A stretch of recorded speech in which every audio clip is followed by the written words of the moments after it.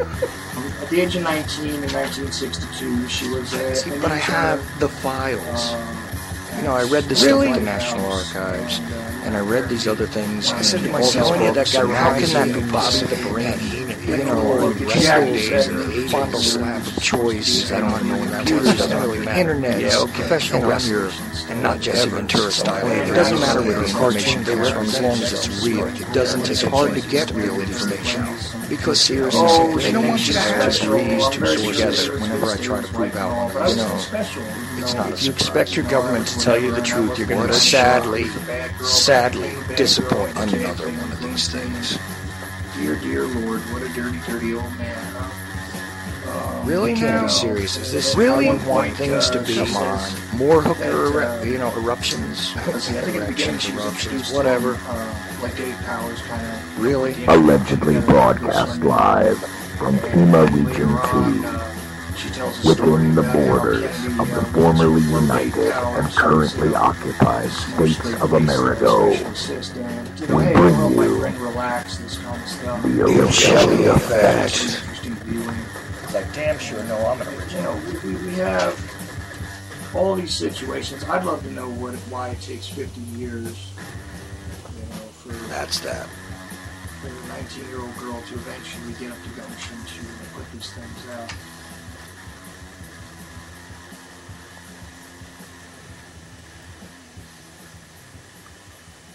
Oh, despite all of the technical distractions and destructions of my equipment and everything else, here I am again, June 17, 2014. The Ochelli Effect on UCY.TV radio. Anyway, tonight, as usual, I will bring you the Liberty Beacon update, and we're not going to go into some of the things that I wanted to, but that's all right. Let's just see if we can bring in Mr. Roger Landry in just a minute.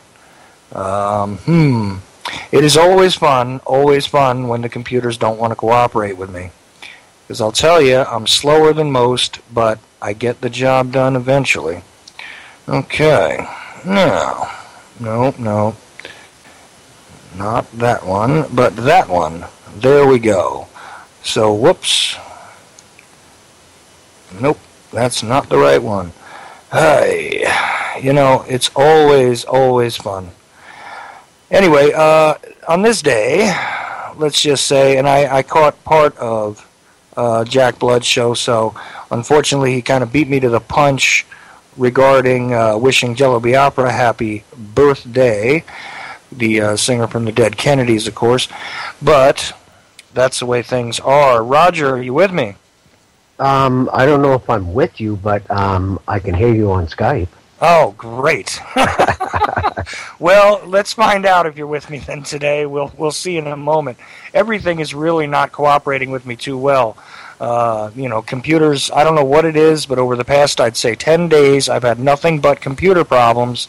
Part of them are my problems, I know, but it seems as though this is like systemic everywhere. So, let's just hope that our conversation goes pretty smoothly like it usually does. Everybody, Roger Landry from the Liberty Beacon. And I'm just really happy to have him on. I'm always glad to have Roger on. Couple of things I was trying to get to, but then I was struggling with the technology. Sorry, Roger, but no problem. I was having a little problem. Of course, I added some administrators to the Ochelli Effect Facebook page, which means that you're going to start seeing different feeds out there, just for everybody's knowledge. Of course, I added Michelle Mashuli, who is quickly becoming a co-host with me.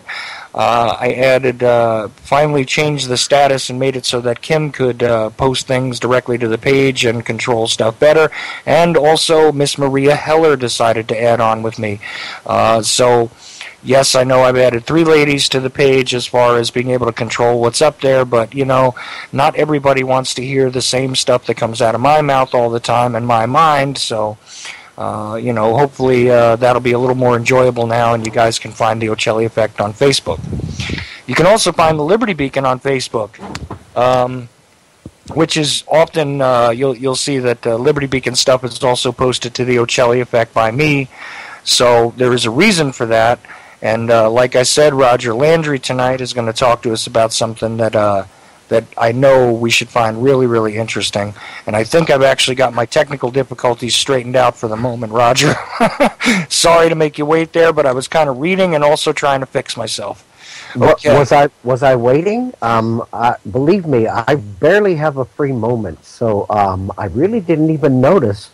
Matter of fact, my first awareness was when you beeped me on Skype to come in. Oh, excellent. Okay, good. I hate to keep anybody waiting, especially someone who is as articulate and eloquent as you are, sir. So, ouch. Well, but you are. That's the thing. You're a really great speaker, and I know you've been on my show several times, and I'm very sure that this will be, just like all of the others, something that I'll be very, very proud to have been a part of.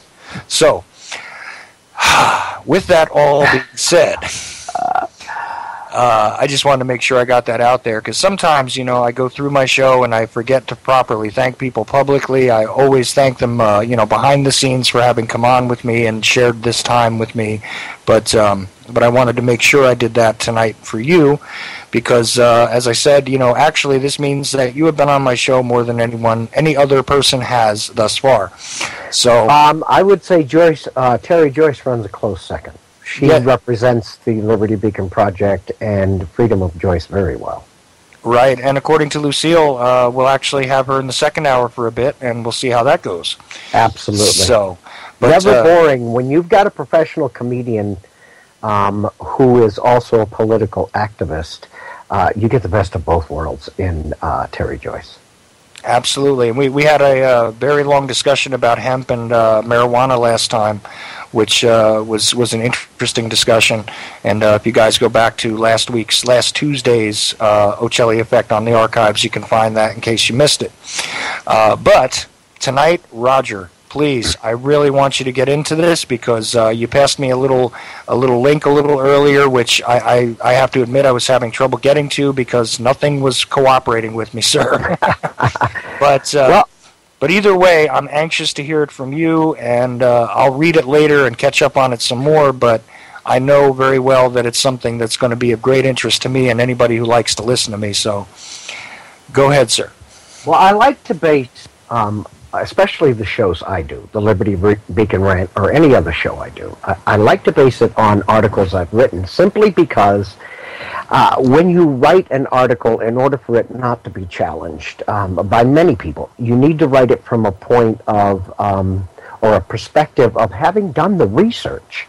So when I use an article to preface a discussion, I have a high level of confidence that what I'm putting out is in fact representing the truth, because I've done the research behind it. So, without further ado, the topic that I'd like to discuss tonight is the tyranny of war and the ignorance of men. Now, by that, I don't mean that all men are ignorant. I mean that a lot of people are steeped in ignorance because that is the position we're put in. Whether it's through propagandizing through the mainstream media, or whether it is the lack of information passed on to us by those we elect to keep us in the loop. So that's how I define ignorance, not stupidity, because anybody who believes that ignorant people are stupid, you're going to find out that it's nowhere near the truth. Ignorance denotes a lack of knowledge. Stupidity denotes that the knowledge is available and you're choosing either to do nothing with it or do the wrong thing with it.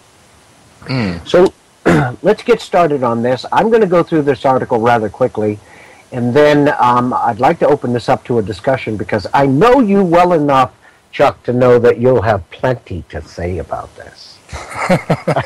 Well, I have plenty to say about just about anything. That's what the problem is. No, that's not a problem. It's what makes you...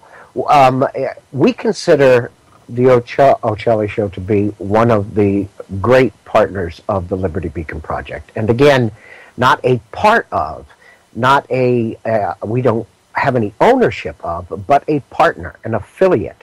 Somebody who works in the same direction towards the same goals and does the same level of research and has the same level of credibility. So you might feel that you talk too much. I feel I talk too much. But those that listen to us, they gain the knowledge they need to subvert that ignorance I was just discussing. Well, see, that's why I said eloquent and articulate. Both, not one or the other. Let's get into this, okay? Again, the topic is the tyranny of war and the ignorance of men.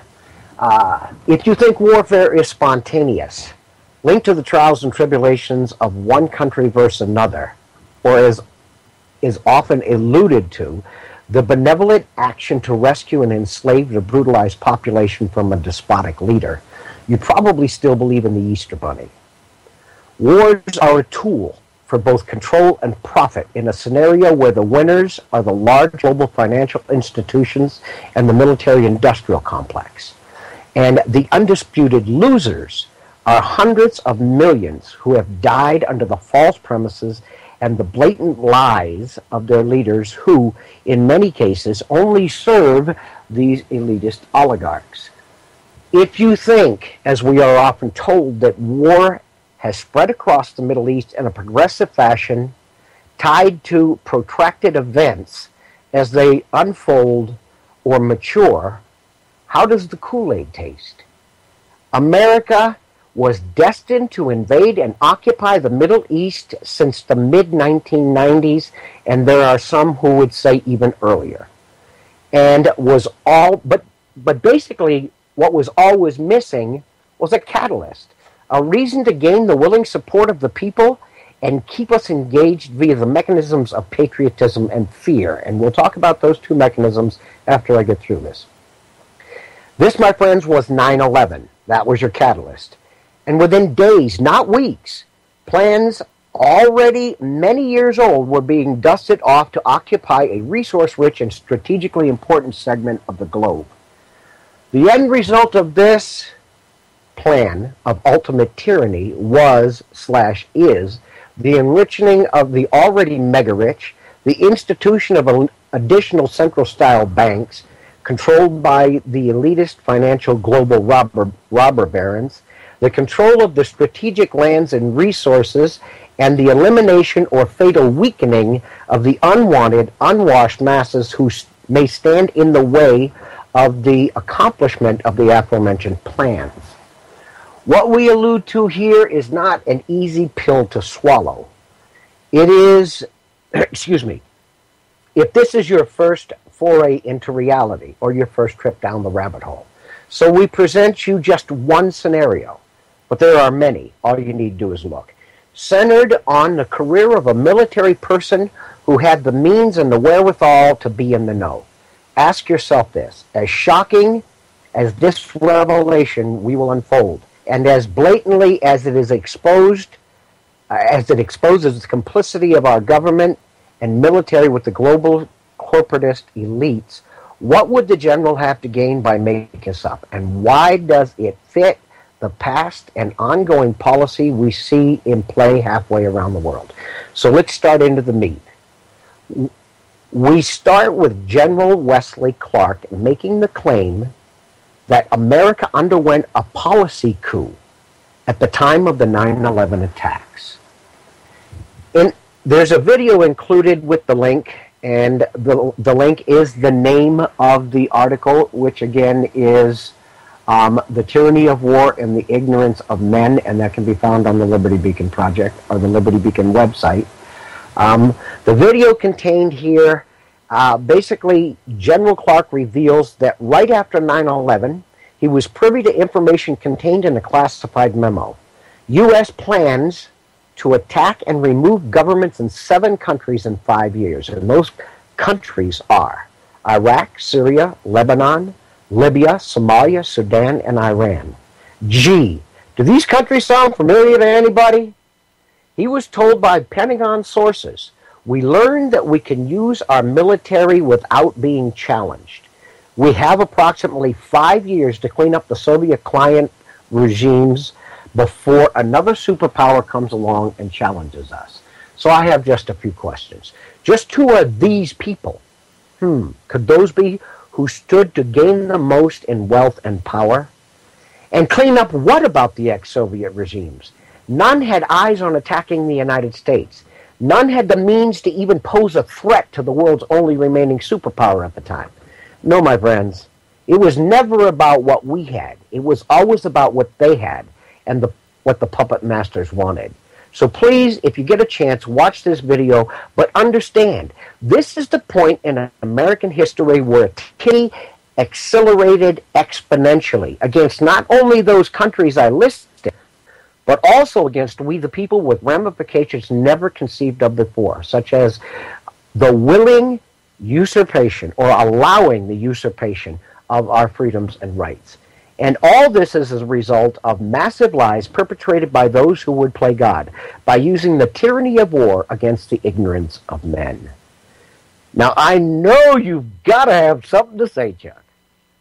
Well, absolutely. I mean, first of all, you you made a quick allusion to those who would say that this had begun much earlier.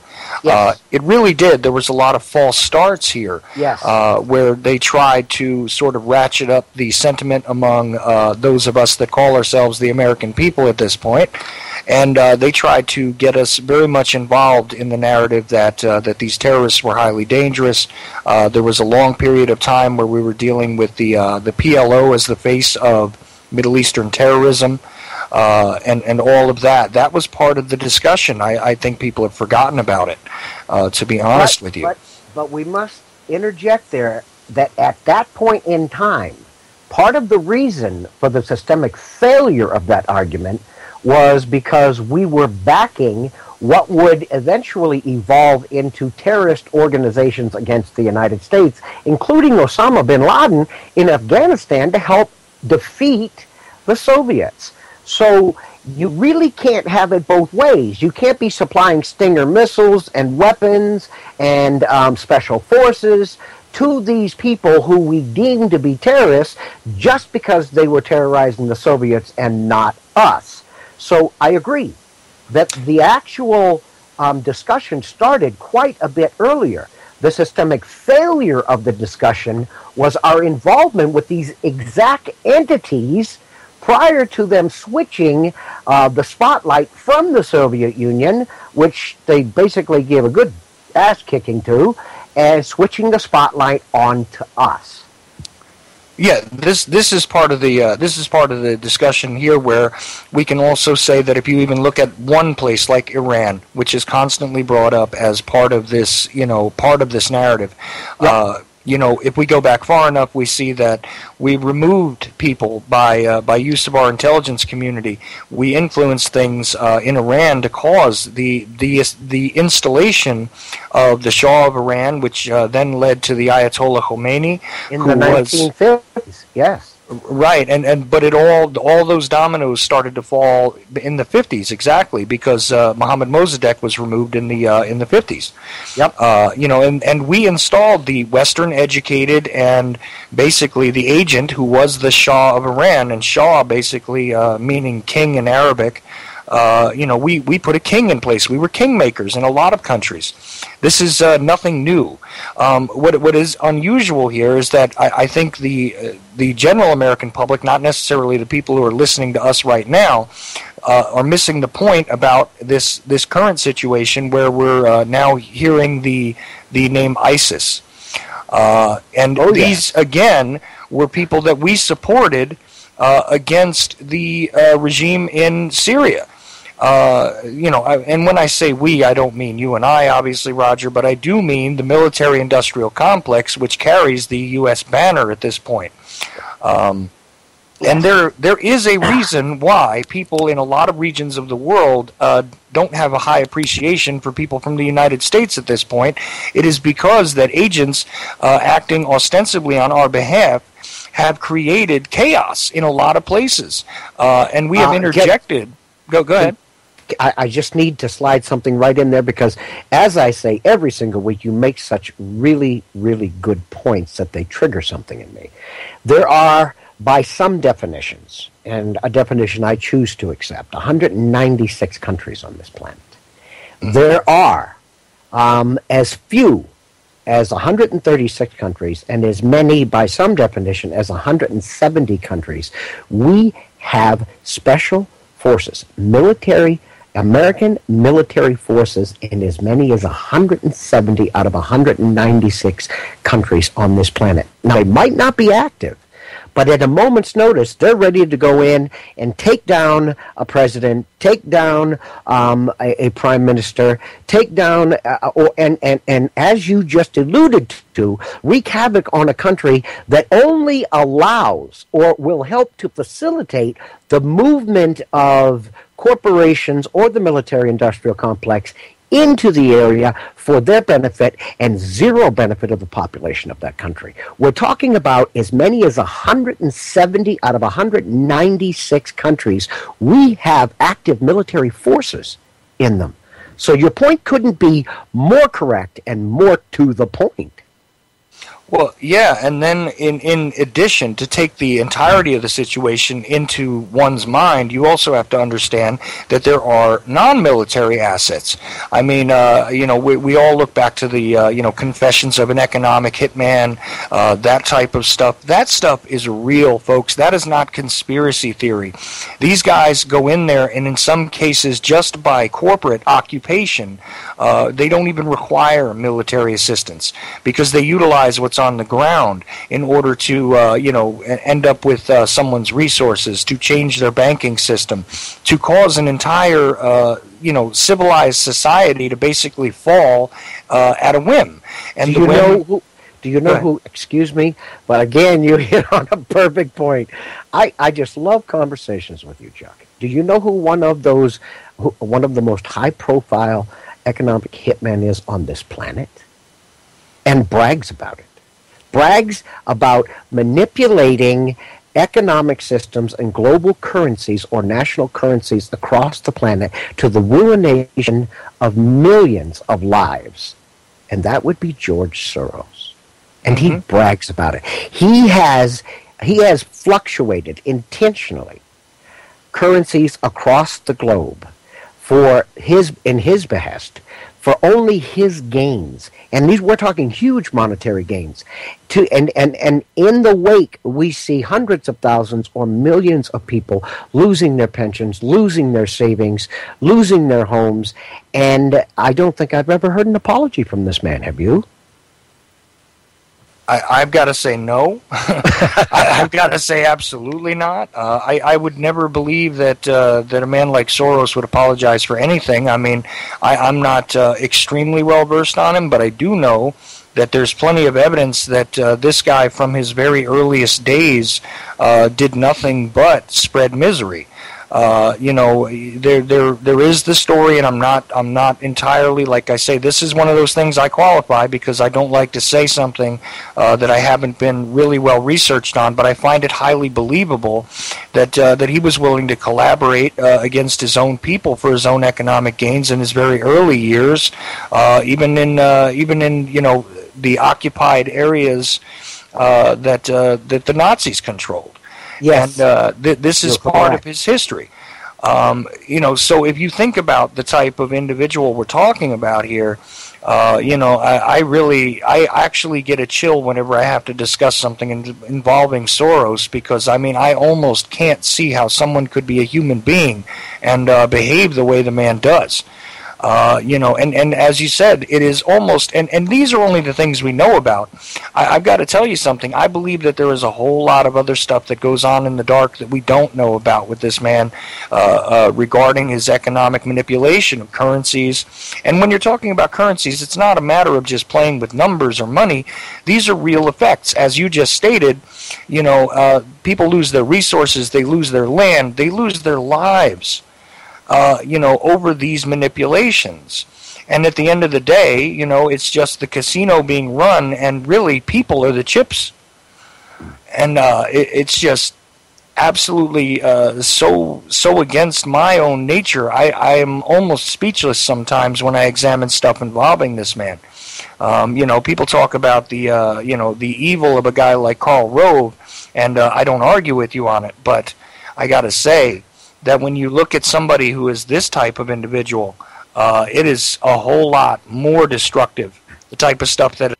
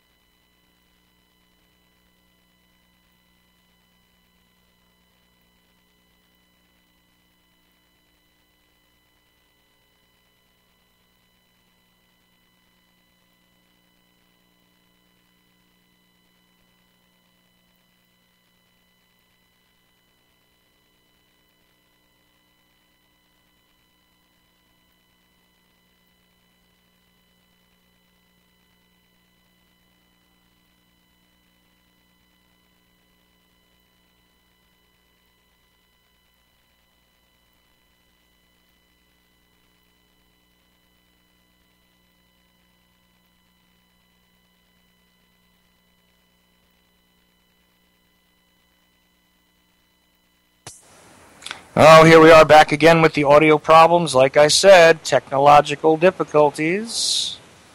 All right. Well, look, sorry, people. That was kind of an interesting piece that didn't end up on the air. I got to say, I got to figure out a way to start recording so that just when we miss, we still get back on. Now, let's see. We'll try and get Roger first. All right.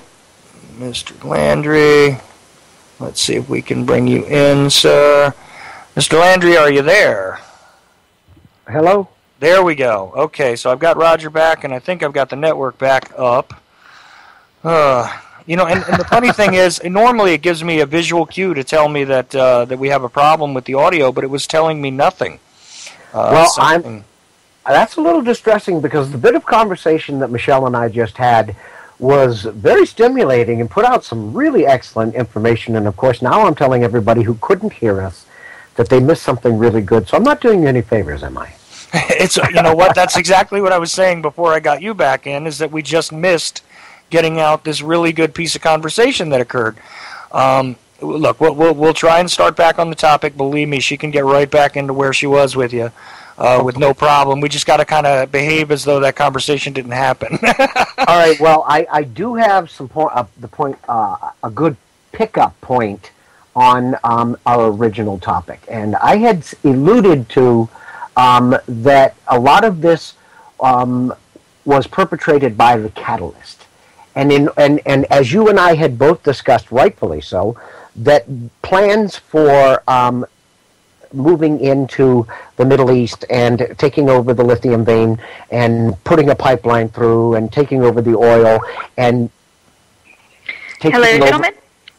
Hello. There we go. I joined Michelle back in. Okay. But as you were saying, you were going through... Right. Okay. And what most people don't really understand is they're talking about, especially Obama, the war in Afghanistan is over, we're going to start pulling our troops out. Well, I can tell you right now that for every troop they pull out, for every military individual they pull out, they're going to put a mercenary in, because one of the biggest resources for the banks, the global banks, and the CIA are the massive poppy fields that exist in Afghanistan and are protected and guarded by the U.S. military. But I don't want to, that's a huge segue, and that's another whole show I'd like to do with you in the future. But what I said was, in order to get this catalyst going, in order to get this war going, in order to get this invasion of the Middle East going, they needed the perfect catalyst, which was 9/11. And in order to get the U.S. population involved, what they needed were two mechanisms. They needed patriotism and fear, because these are the two mechanisms throughout the history of the United States that have done the most to put the entire U.S. population on an industrial footing, to get them riled up, to get them to get involved. So the patriotism is a byproduct of the fear. Okay, we were told over and over again by our president, by the mainstream media, immediately following 9/11, that the terrorists were going to come, they were going to get us. They talked about dirty bombs coming from Iraq. They talked about them coming in planes or ships pulling into our harbors. So that was the fear mechanism. Then that triggers the patriotic effect, in which most Americans say, well, I'll be damned if you're going to come and attack my country. I'm going to do everything I can to make sure that doesn't happen. So you have one effect leading on to another. So what you have sweeping across the country initially is fear. That fear is the catalyst for the patriotic outflow from the individuals. And this is not limited to the Middle East, obviously.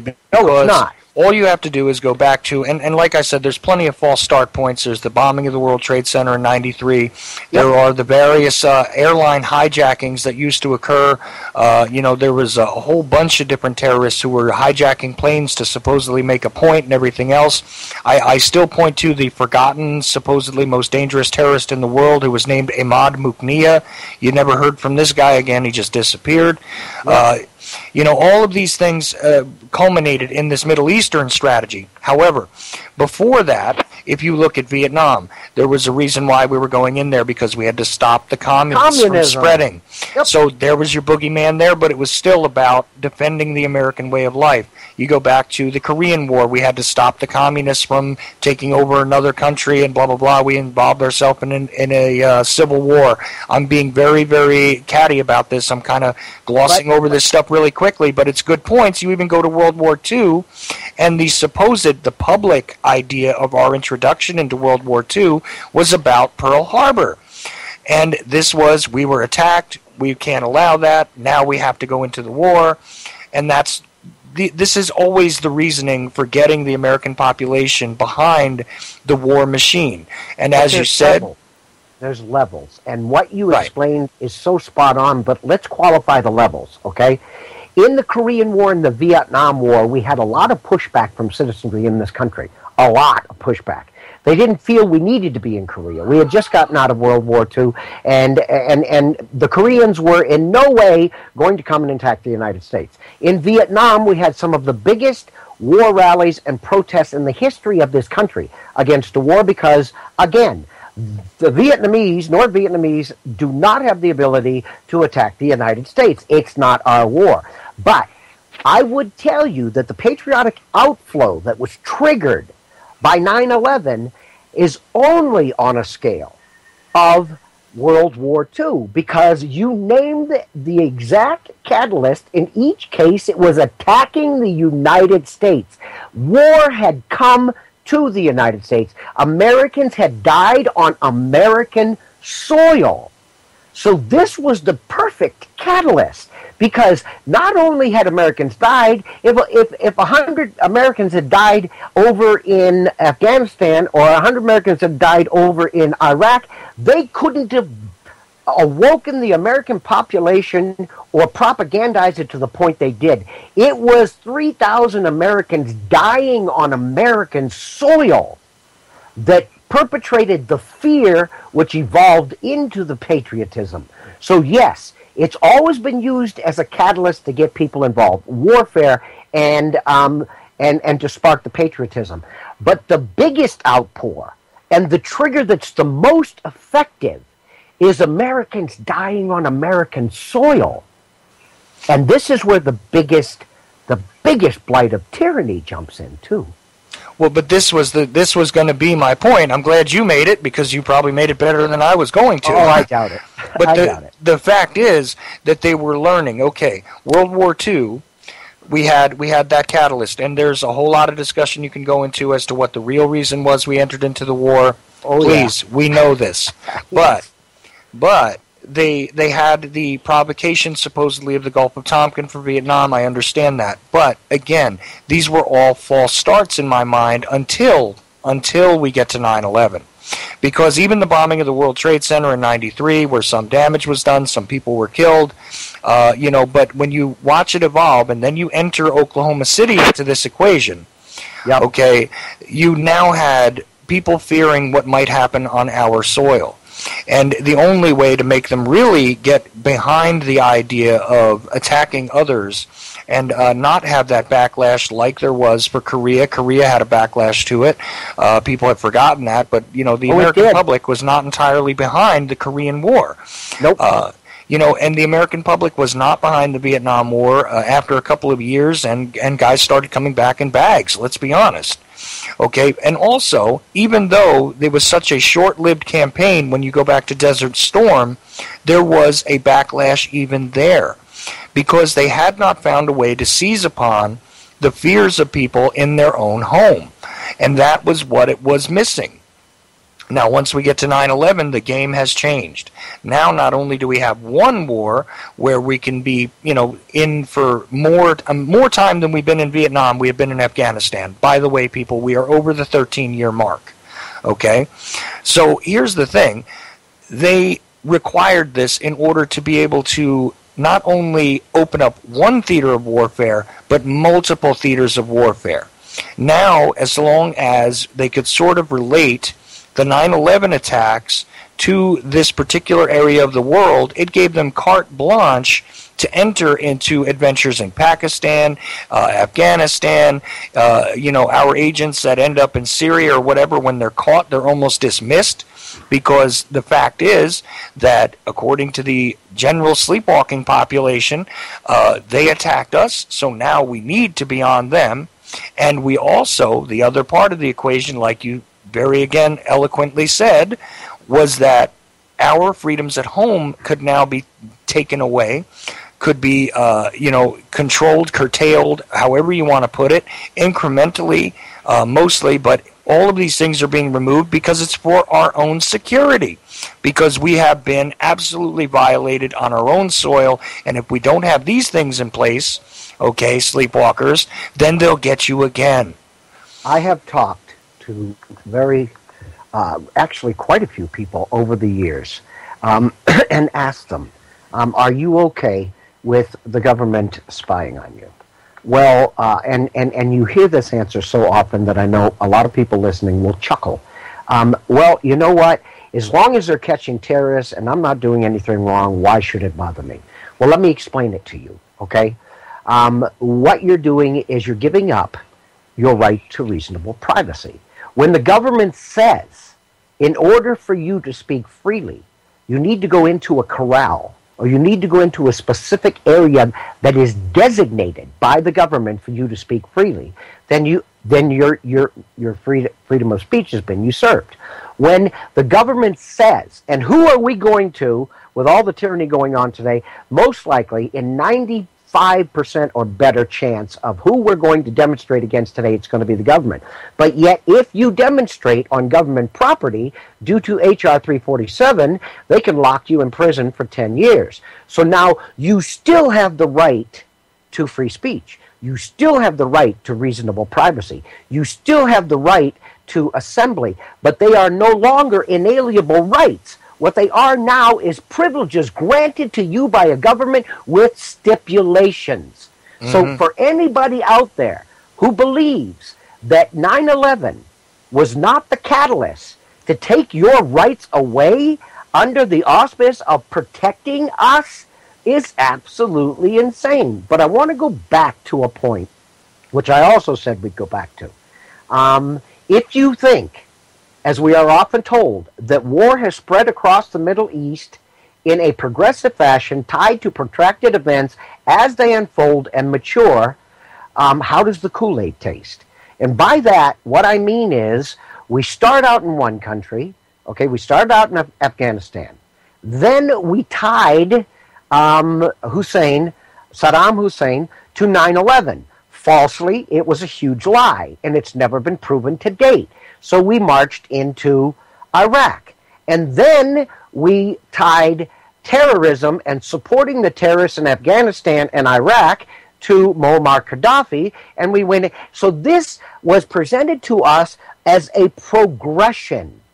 What I am telling you is that prior to that progression in 2003, 2004, 2005, 2006, all the way up to when we hit Libya recently, and it basically recently compared to how long we've been at war in the Middle East, what we're seeing and how it's been presented to us is a massive lie, because there is unequivocal proof that each and every one of these countries was on a list to be invaded in the middle 1990s. All that was missing was the catalyst. So it's all a big lie. And they'll find a reason to march into the Sudan. And they'll find a reason to march in. Well, I'm going to tell you, the biggest reason we haven't physically invaded Iran to date is because of the backing of the Soviet Union and China. Mm-hmm. If not for them, we would have been in Iran years ago. But this progression, this logical progression as it's presented to us is smoke and mirrors, lies and deceit, because this has all been planned out. And when 9/11 happened, they didn't have to make up a war plan.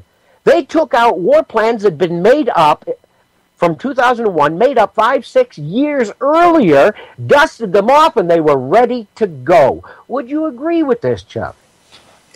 There's absolutely no way for me to disagree with it. Again, you don't have to even you don't even have to be really seriously intelligent to understand this. The only thing that really frightens me about it is that not only are we looking at what has gone on in the Middle East, and in truth, most of the people that you try to speak to are on the ground there. Like I said, now we're actually creating some real terrorists, I believe, by these incursions into these countries, because we are absolutely delivering. I don't even know what to call it, but it's so horrendously evil. The amount of affliction which has been pushed upon these populations. Let's just look at the use of the depleted uranium in Iraq. Okay? Okay. We'll just go there real quick. Yes. The birth defects, the generations of individuals which are now going to be poisoned, destroyed, distorted. Do you expect that not to create some resentment? Now there is legitimate resentment among populations, but with good reason. I wrote an article that explains everything about 6 months ago, actually about 4 months ago, explains everything in detail on what you just described. I took it a little bit further.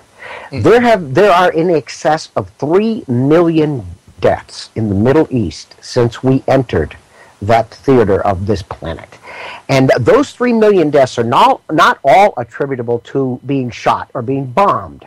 They can be attributed to lack of health care. Right within the first couple of years after our attack on Iraq, doctors would come back to the United States and say they went through hospitals and they couldn't even find an aspirin to give somebody to help kill the pain. Medication was non-existent. And let me just cut you off right there for 1 second, Roger, because here's something else that people keep missing. This stuff was softened up. Remember the discussion of economic sanctions against Saddam Hussein? I was getting to that. And all of they softened up their targets ahead of time. Now look, strategically that makes a lot of sense, doesn't it? But it's being done to Iran right now. Well, right. There's where I don't know why it is I'm even talking. I should just let you do it. No, and I apologize, but you keep triggering these excellent points. But when we talk about 3 million people being dead, we're talking about massive relocation into areas that won't support them. We're talking about, as you said, peppering the countryside in Afghanistan, Iraq, Libya with depleted uranium shells, which we know cause cancer. We know promote massive birth defects. There are literally a dozen or more good reasons for the facilitation of over 3 million deaths. Now, I've got to ask anybody in this audience listening to this show a question. If somebody came into your house and shot your son or your daughter or your wife or your husband because they were suspected of something, but yet they never got their day in court, or if your kids were outside playing on a playground and a bomb went off, okay? Let me ask you a question. Would you make it your life's work to find out who did that and exact revenge?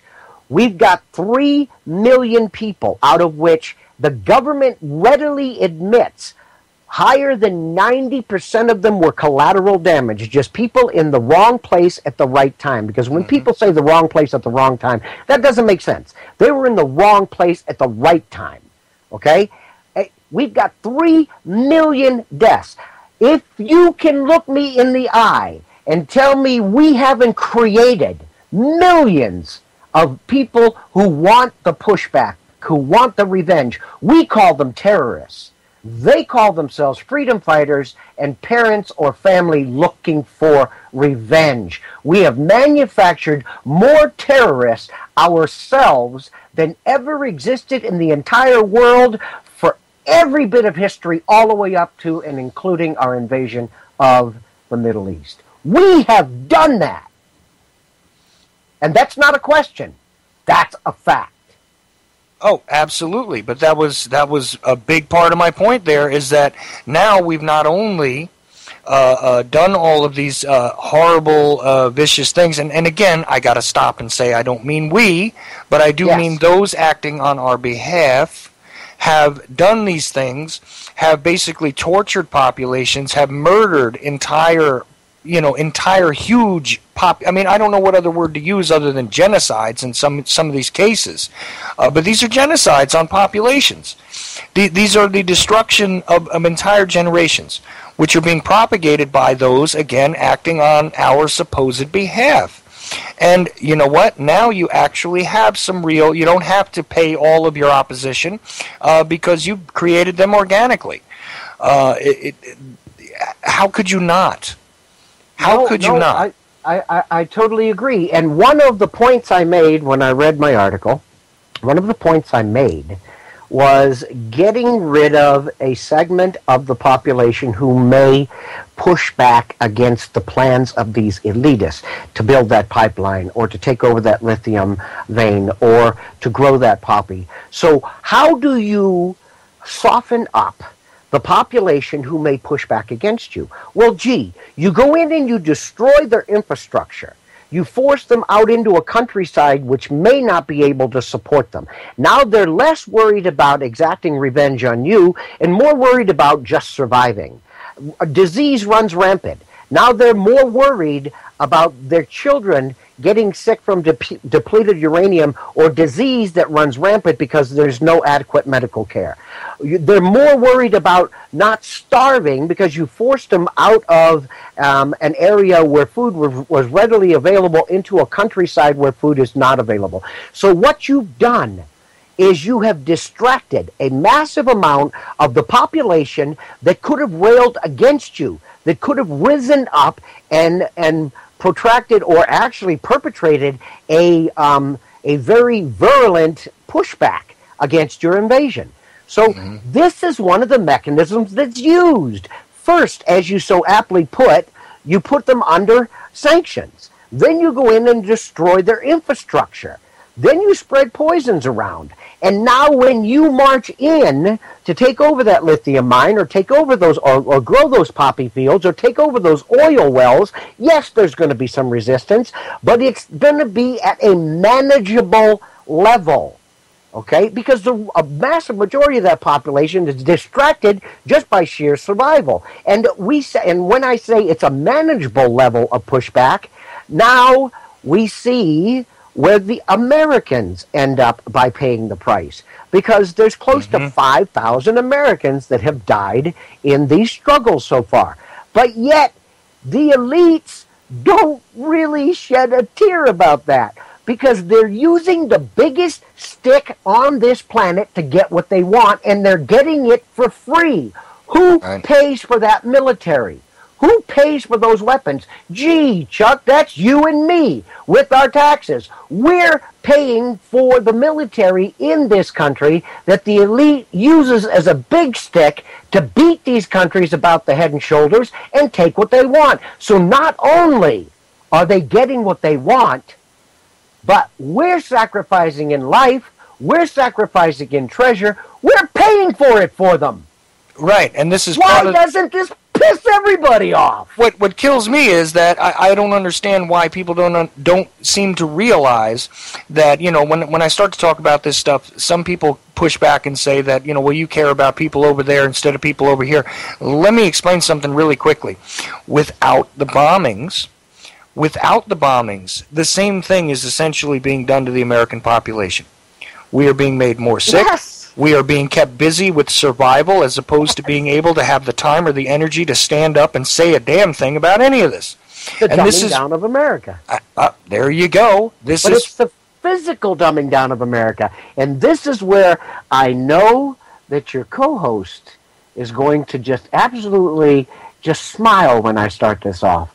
Because in the 1950s, when I was born into the healthiest population on this planet.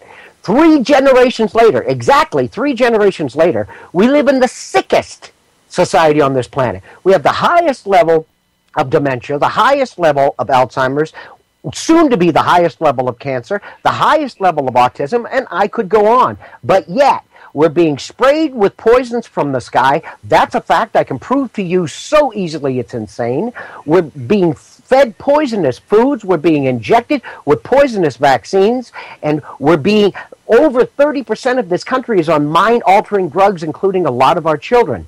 So, and our water is fluoridated, which we know is a neurotoxin. So in every direction, we hear people talking about the dumbing down of America due to propagandizing through the mainstream media. I'm talking about the physical dumbing down of America. Metals invading the brain. When mercury and aluminum get into the brain, and it's facilitated across the blood-brain barrier by the fluoride in your water, it slaughters brain cells. And so we are being attacked in every direction. The dumbing down of America is a fact, and it's a physical fact. Now, I'd like to hear from her if she'd like to jump in on that. You know, I'm going to be honest, you don't leave me much to say, and Chuck will attest to how rare of an occasion that is, because I always have something to say. I always say that I kind of have to make up for my son's lack of ability to speak. But you hit the nail on the head.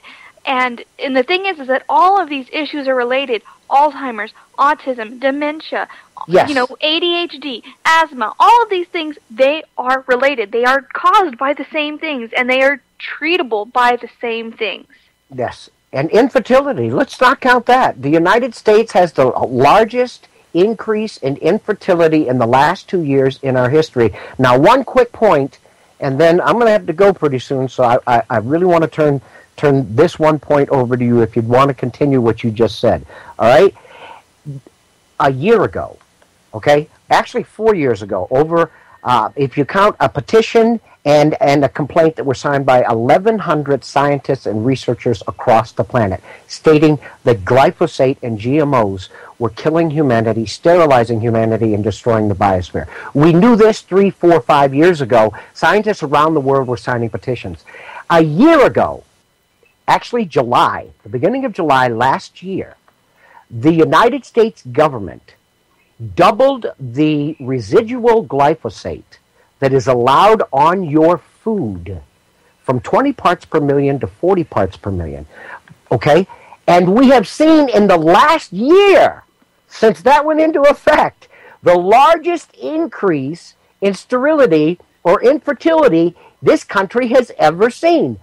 How can you not connect these dots? How can you not do that?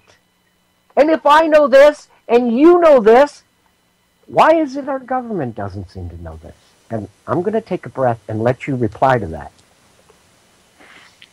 I'm not sure what you're replying to. They know this. That's the thing. Our government knows it damn good and well. I'll just jump in anyway. Our government knows damn good and well because our government is run by the very people that are profiting from this. Yes! And the same people that profit from the warfare. Exactly. See, this is why I sat back and decided to be nice and quiet, because I knew she would give you the answer. Oh, yes! Didn't have to think about it. I mean, you knew that's where my answer was going. I mean, you've heard me talk about corporatism and how, I've even discussed with you several times about how this is essentially, if you listen to Mussolini, for God's sake, we are in a fascist nation at this point. Well, define fascism. Fascism is the marriage of the power of large corporations and the state. This is exactly what we live in. We live in the fascist state, United States of America. Anybody who pushes back against that is blind, an idiot, or both. That's why in the introduction of my show I say it's the formerly united and currently occupied states of America. This is why.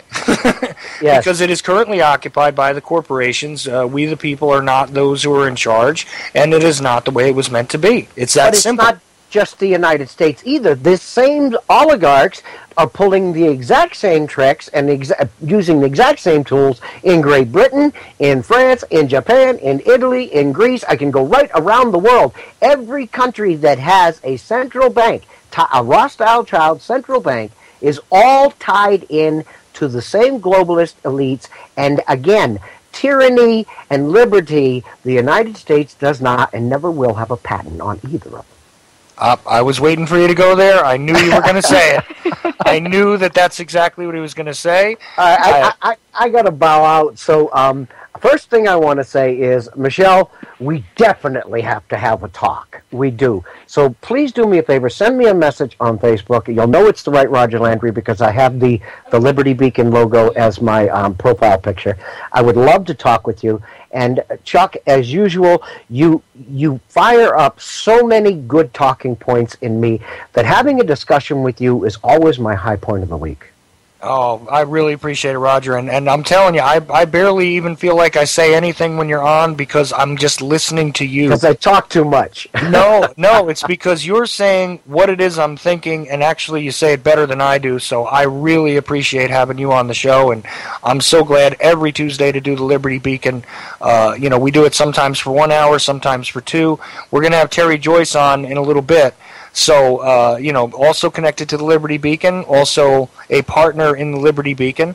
Yes. And I wanted to correct myself there because I did say connected to, and let's not say connected to. Nope. She's a partner in the Liberty Beacon, just as I am doing my part as well. And this is what we're doing. Trying to spread the word and trying to get people to stand up for themselves, because as I always say, if we do not begin to stand up, we will, if we don't begin to stand together, we will certainly fall separately. So this is part of the point here. This is definitely my major thrust, and again, Roger, I'm so glad that you take out the time to be on with us, and I can't say enough. Everybody check out. Thank you. And everybody check out thelibertybeacon.com, all one word, and of course thefallingdarkness.com, which I kind of have a little bit of a preference for. I know, because you like the dark side. I did. Michelle, again, it has been a pleasure to be able to talk to somebody who in these specific areas of vaccines and GMOs and that type of thing. This is a huge pet peeve of mine, and we will have many more discussions going forward. And Chuck, I owe you big time for this introduction. Oh, thank you so much, and I really look forward to speaking with you. I'm going to add you on Facebook. I'm a huge fan of Facebook in the connecting sense, not in the they know everything about me ever created sense. But but they know where I stand. That's one thing for sure. Chuck has me on with him. He hasn't got tired of me yet, so you'll be able to find me around here, and I will definitely connect with you. I do a lot of activism and whatnot, for the cause. So I'm very grateful to have another like-minded individual. So thank you for taking the time to talk with us today, and I hope to hear from you very, very soon. Thank you both very much, and I'm going to bow out before I take up all of Terry Joyce's time, because this is a woman who I so enjoy listening to. Okay. Oh, yeah. Thank you, Roger. Bye, guys. Take care. Bye. So, Michelle, I told you, if we get Roger Landry on, I don't know if you've ever heard him before, but, definitely one of the people that I'm really proud to bring on the show. So, I don't know what your thoughts are, but I'm telling you, if you... Go ahead, I'm sorry. Go ahead. But if you read his stuff on Facebook, even just there, if you go to the website, you'll find even more. But just going to the stuff on Facebook is amazing. Just the cool sort of things that you can post and read and follow the links to the articles and all that. It's really, really great. So I can't say enough good stuff about Mr. Landry, to be honest with you. And I've been really happy to have him as part of the show for the past, I don't know, I guess it's been a couple of months now I've been doing the Liberty Beacon thing. And don't worry, people, we will get back to the Earthship solution discussion with Mr. Landry, but just not this week. More to come on that as soon as I can get a hold of some information, okay? Sorry about that. I tend to, whenever I'm introduced to someone new, and they find out, where I stand and kind of what my background is, we go to that. So I'm sure, because I do have a few listeners that kind of follow me around with my interviews. I apologize because you're probably tired of hearing me talk about it, but it's really refreshing to have people that are so knowledgeable and committed and dedicated and passionate. That's something, this is the first time I spoke with Roger and the first time I've heard him speak, and you can hear the passion in his voice and how much it means to him. And, that gives me hope. So, and not that crappy Obama hope, like real hope that there are people out there that know the truth and want to get it out there. No, not the Obama style where you abandon hope and beg for change. No. But the actual like that feeling in your chest that says, you know what, I'm not alone. There are other people that see the world the way it really is, and thankfully I am not adrift in the ocean of madness all by myself. Terry, are you with us? I am. Hello. How are you? I know you were on last week, and this is like kind of a quick reemergence of you on the show again, but it's always a pleasure to talk to you as well. I don't know if you caught any of the show we just did with Roger, but, you know, you're the continuation of the Liberty Beacon show tonight, so how are you? I'm doing really well. For some reason, it might have been my internet connection for a moment. I missed part of that, and then I got the Liberty Beacon, and yeah, I think I'm caught up to speed about what you said. Well, you know what's been going on lately? I got to tell you, and I don't know what it is, but I'm telling you right now, I've talked to other hosts, I've talked to other people that do stuff on different networks, and I'm telling you right now, there is something going on just in the blogosphere, if you will, that is really strange, because everybody seems to be having technical problems. I thought it was just me, and I know the cause for part of mine, but it seems as though there are all kinds of glitches everywhere with everything from Skype to browsers to you know, you name it. Operating systems are giving people trouble. I don't know what's going on. I got to be honest with you, because I'm not a technical whiz of any kind, but it does seem to be prolific. And I've gotten knocked off the air now 3 times in the last 10 days during my show, doing nothing that I have never done before. So I don't understand, but here we are. And I'm really glad that you're on, and you're also on with Michelle again. Hi, remember Michelle. Last week? Hey, how are you? Yes. So I'm doing good. It's a radio day for me today. I was earlier on the Just Revolution Radio. I'm part of the I'm one of the board members on the Global Illumination Council, and it's a spiritual empowerment community, and it's at the GIC.org. So we did a roundtable show, and I couldn't help myself, but I had to call into the round table that was happening last night on Revolution Radio. And then I'm on this show, so I'm excited. It's good to be on Skype. Absolutely. You know what? If you wanted to discuss some of the stuff about spiritualism, hey, we could take this into a whole other direction. We spent time today talking to Roger about war in the Middle East and the way that has evolved and how that has been just propagated as a huge lie.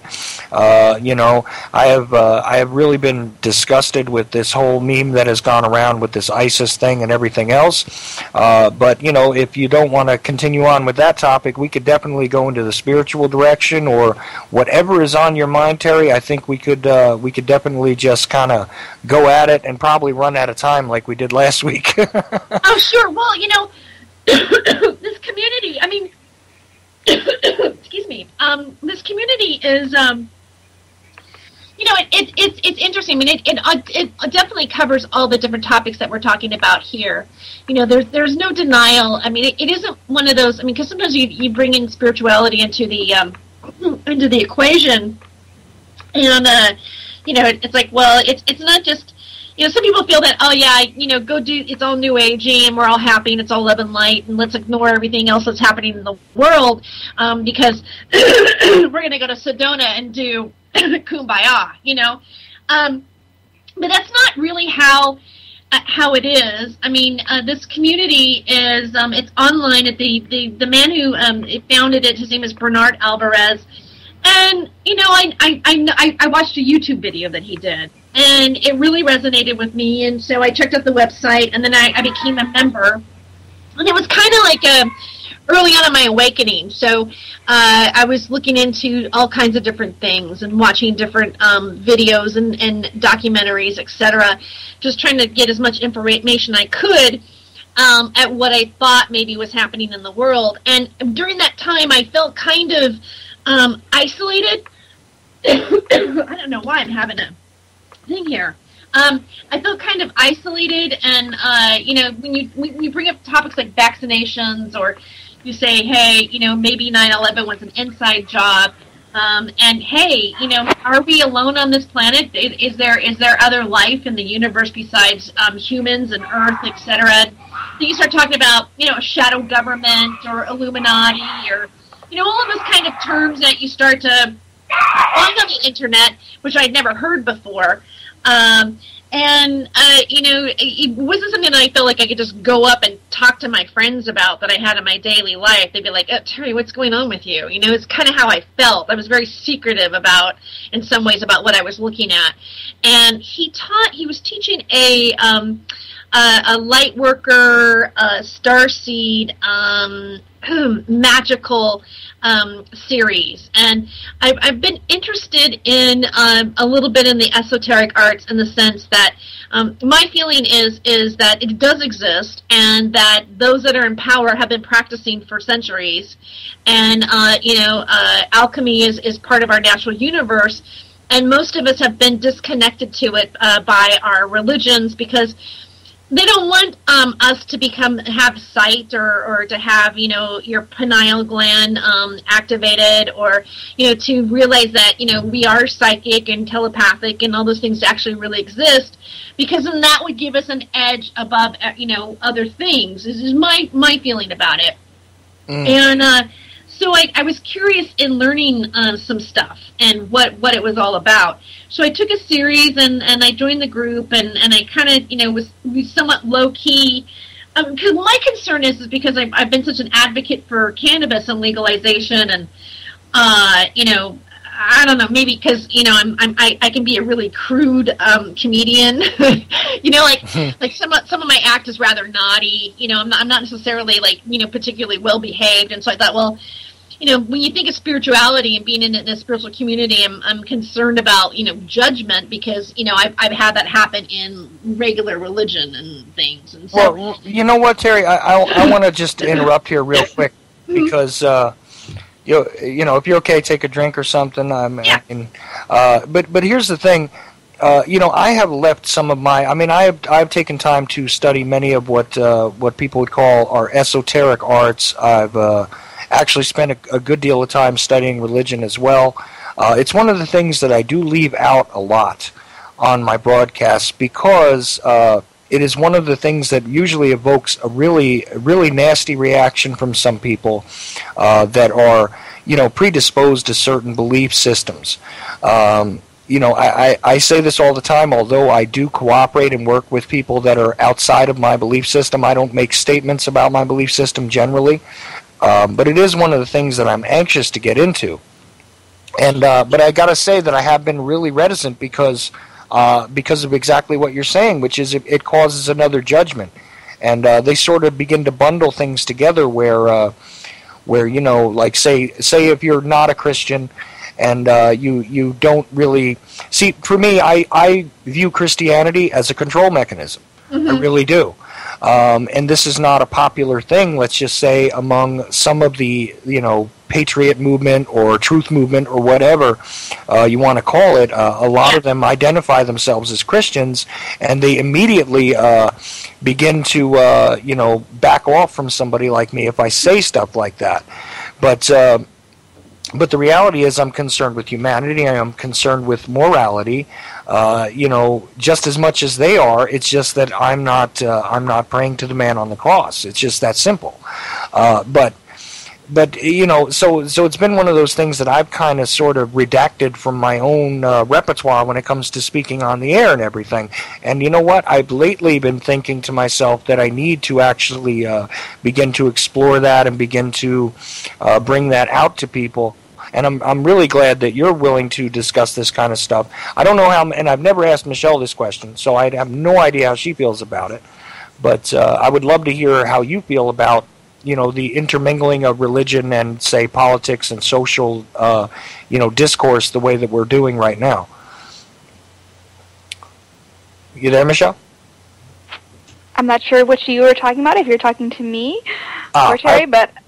Yeah, no, I was talking to you. I wanted to see just in general if you had anything to say about, the introduction of spirituality into the discussion, because sometimes when you find people, at different angles, say, coming at spirituality, like I said, I brought out the Christian idea because that's where I get the most backlash.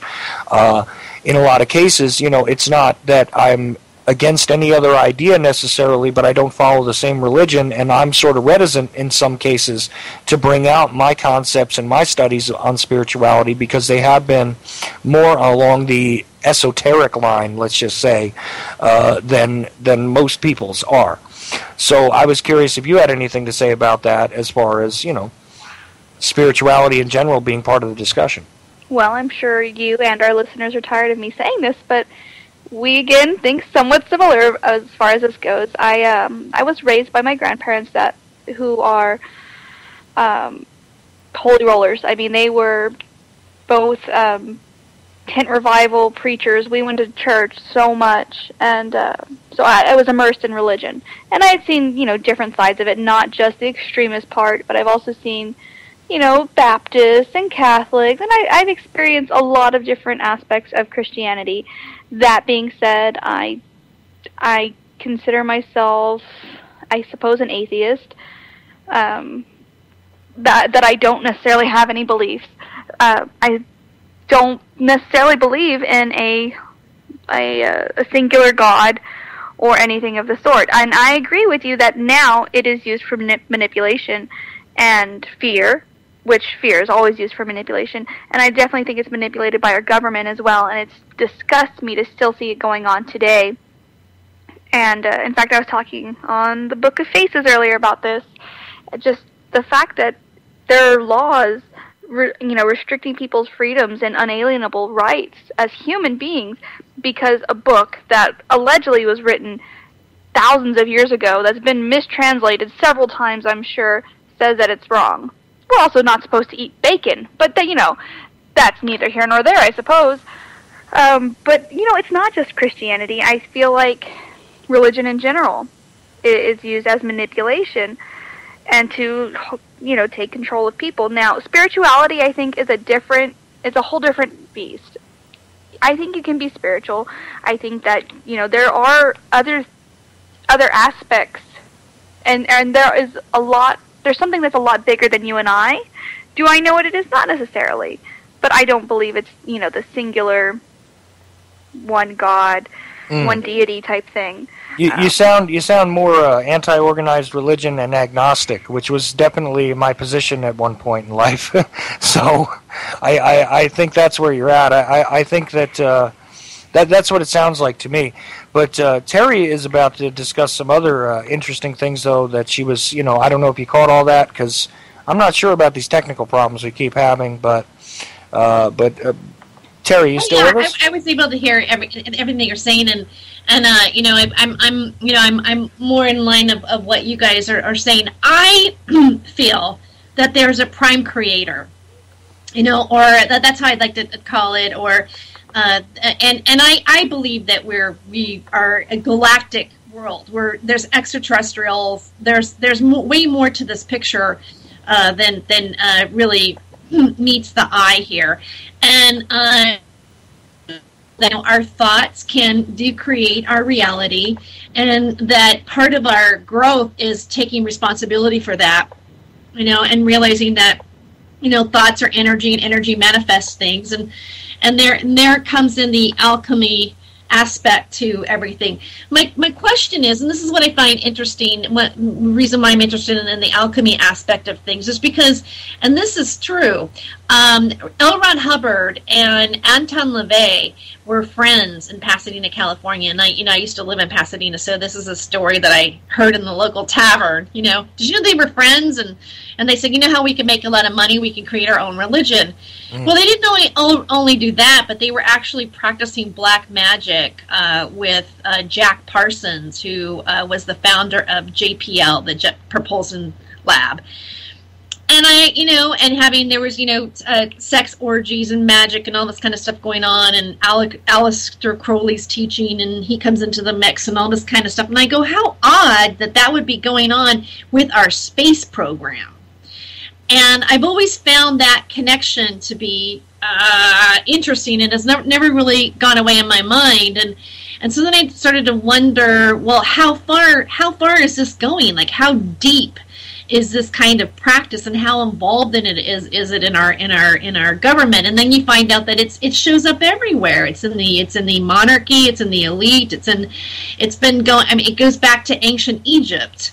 And so, I can't help but wonder, what really does exist in our world. I do know too that I've done a little bit of, certain research on, like cannabis and mushrooms and ayahuasca and DMT and all these kind of herbs that, give you a vision. And oftentimes, the shaman or the medicine man would use these things, or even the priest would use these, plants to give them spiritual insight. They could see things and they would go back to their tribe or whatever and heal and do all these magical things.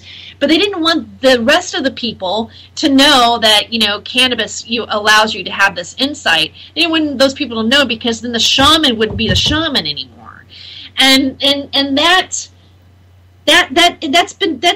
part of all cultures have done that since the very beginning. So what is it that most people, us, the layman, the human, doesn't really know, and then is, told like, oh, witchcraft is evil and being psychic is evil and this and that, and nothing else exists beyond the physical reality in which you can see. But the fact of the matter is science already proves that everything is on a vibrational frequency. So, when things are dense, it's because it's a slower vibration, and when things are faster, we can't see it. And, there's certain, like insects that can't see us because their sight reaction time to the brain is slower. It takes a slower amount of time to actually see us. Therefore, we could be in their field of vision and have left already, and they would never have known that we were there.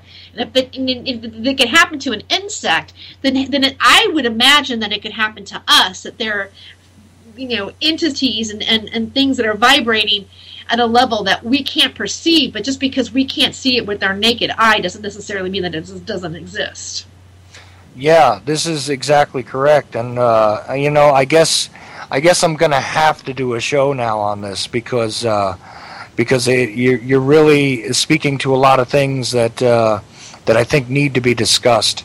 And, the sort of, I don't know how to put this lightly, but I guess it's sort of the incestuous relationship between religion and power has been one of those things that we've been able to cite throughout history. And there are, just like people who like to listen to the Bill Cooper archives, I mean, he talks about the secret schools and all of that.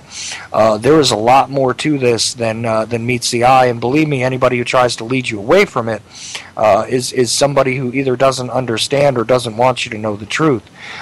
Because, regardless of what it is we may believe as individuals, there are people that have these belief systems, and if you understand them, you can begin to understand some of these other things. Having spent some time with a couple of, let's just call them medicine men, there's a lot of truth to that as well. They, in certain cultures, kept the knowledge of what herbs could do and things like this away from most people, in order to maintain a sort of power over a tribe or a group and things like this, which, if you take it on a much larger scale, this is again back to the whole, ignorance of man. If they can keep us ignorant, they can control us much easier. And so, I think it's a very valid thing to explore at the very least on the air. So I think I may have to change my mind about this. It's definitely a fascinating subject to discuss. I mean, again, it's not necessarily, for everybody, but I'm more inclined to believe, or I feel that especially when you realize that certain people have been practicing it, and they've been running our space programs and running our government. You gotta wonder. You gotta wonder why, and why is it so hidden from us, and why is there such shame around it, and the witch burnings, and I mean, what was Jesus really doing, or the man who existed as Jesus? You know, he turned water into wine and you know, created fish out of nothing. Well, those are kind of like manifestation magician tricks, sort of, if you look at it, and I'm always wondering, well, if reality is different than I thought it was, and we could manifest things, you know, much quicker, and you know, I mean, like, why not? I mean, we're in this controlled. I feel controlled system. All of our resources are being taken over, and a price tag's being put on it, and we have people who are you know, using. We have methods of transportation that we're using that we don't really need to be using anymore. We know that they're archaic. We know that they've been killing scientists with new discoveries, or putting them out of business, or buying their patents and taking them away, to keep a system that is ruining the planet and the people on it. And you got to wonder why. Why is all this happening? I know I'm kind of skipping into another direction here, but I don't think any of this is somehow is not connected to it.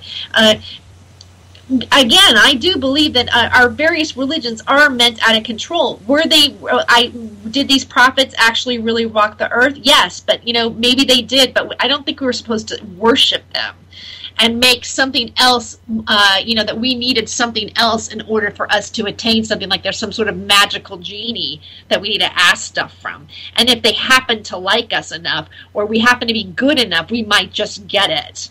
I think that's stupid. Well, it becomes sort of like the childish end of that, you know, program where, and I'm going to say this too, and I know I got flack the last time I said something like this on somebody else's air, but don't care. I don't believe that there is historical proof that there was a Jesus necessarily, and I've got to tell you that when you look at the fact that his storyline pre-existed his time period, you know, we see, but however, it is very important to understand that the savior concept has been utilized by various societies who had nothing to do with each other, who did control their populations with these, what I'll call, myths, because they are no different to me than the myths of, you know, the Roman gods or the Greek gods, which people would be more familiar with. I mean, you know, we've all heard of Zeus and you know, and alike, and all of those on Mount Olympus and so on and so forth. It is a mechanism by which you control the population's behavior. However, that being said, the ideas behind most of these religions, as organized religions have come and gone throughout the history of our, you know, species, you know, there are valid and good things also intertwined with what I think are essentially stories.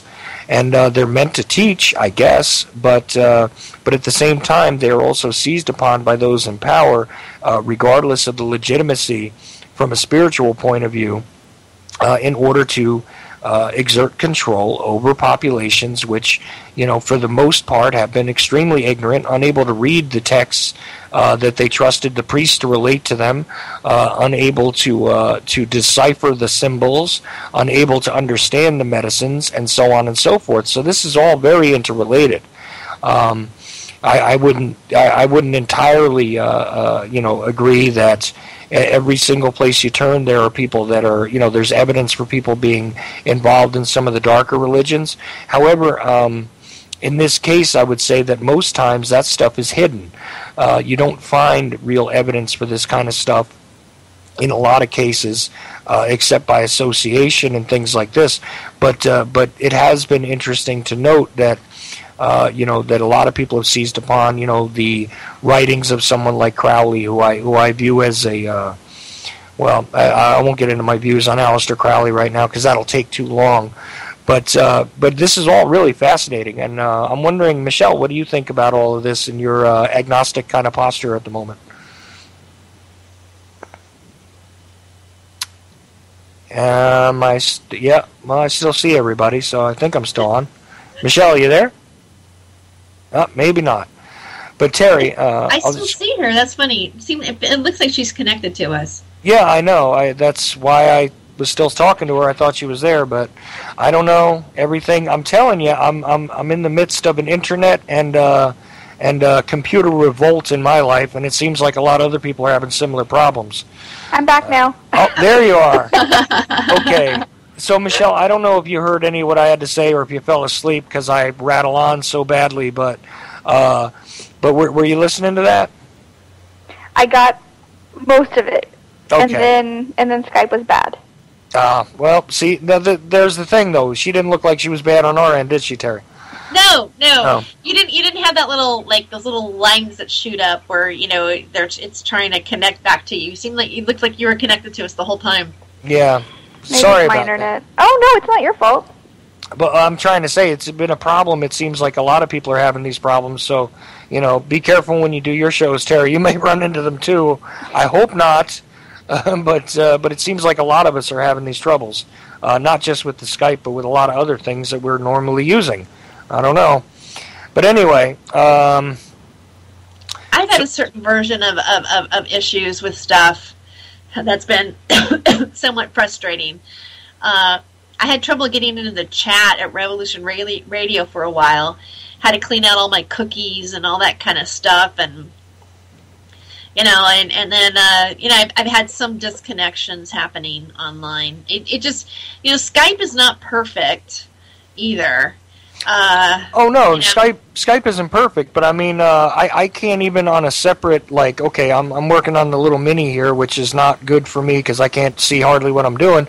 But I couldn't even open up the UCY chat because we have a live chat room, and I can't even open it up to look at it, even if I could read it and put a magnifying glass up to the screen, which I was going to try and do tonight. But I can't even get it open. I don't know what my internet problem is here, but I'm glad that the Skype is working at the moment.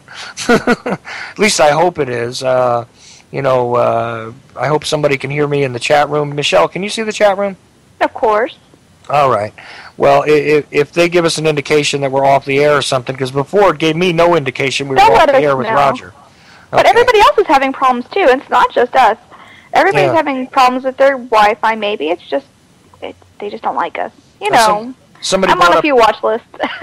Yeah, well, somebody brought up there were some flares from the sun about a week ago that may be interfering with everything as well.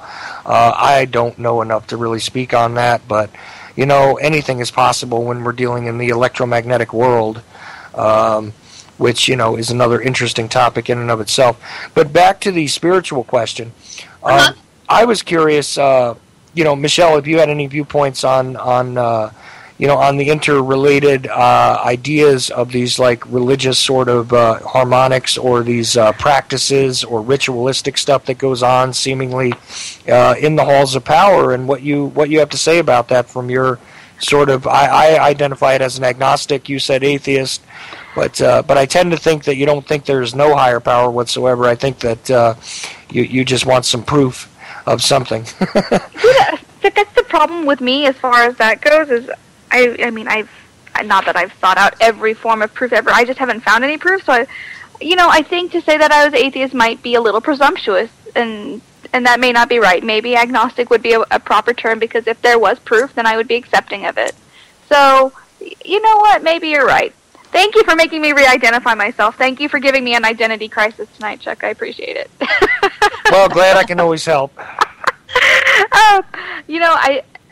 I think that, as you were saying, that a lot of these stories are very similar, and they're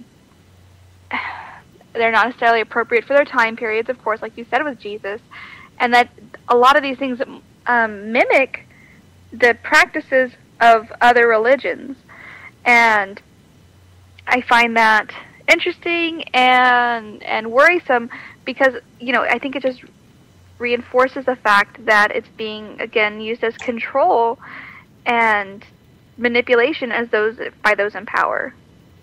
Does that make sense? No, it makes sense.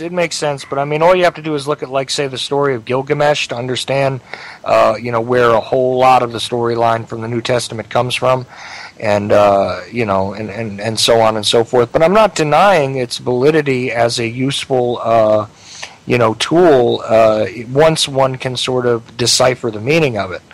That's the trouble. And I have to say, though, that, despite the military-industrial complex and the American empire as it's been in the recent century that just passed us and all that, there have been no more people killed by governments than there have been by religious causes.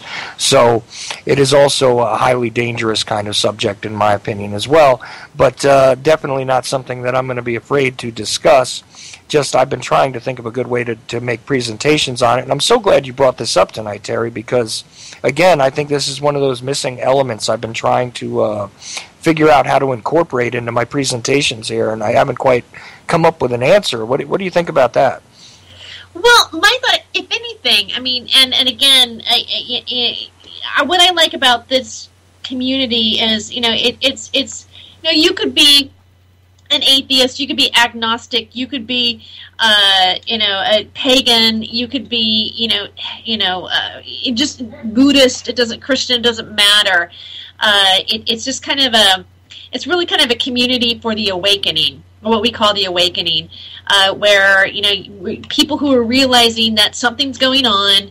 And whether it be, there's a 1% or a government, or all of this information is on that website.